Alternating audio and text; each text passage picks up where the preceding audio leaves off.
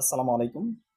বাংলাদেশ সহ তৃতীয় বিশ্বের দেশগুলোতে নোংরা রাজনীতি চলে, এতে আমার বিন্দু পরিমাণ কোনো দ্বিমত নেই।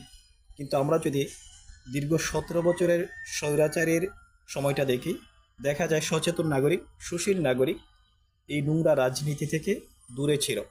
কিন্তু অপরদিকে আমরা যাদেরকে হিরো মনে করেছিলাম, প্রকৃততেই যারা বিলেন, সাকিব, মাশরাফি, আমরা যদি তাদের দিকে দেখি তাহলে আমরা স্পষ্ট দেখতে পাই যে এই স্বৈরাচারী বা এই নোংরা রাজনীতির যত বিকশিত হয়েছিল, তারা তাদের নিজেদের অংশগ্রহণ বা নিজেদের পার্টিসিপেটের দৃঢ়তা তত বেশি বাড়িয়েছিল।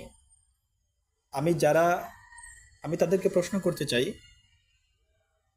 যে ক্রিকেট এবং ক্রিকেটারদের বাংলাদেশের অর্থনীতিতে তাদের ভূমিকা কী, বাংলাদেশের সংস্কৃতিতে তাদের ভূমিকা কী, বাংলাদেশের সামাজিকতায় তাদের ভূমিকা কী, যারা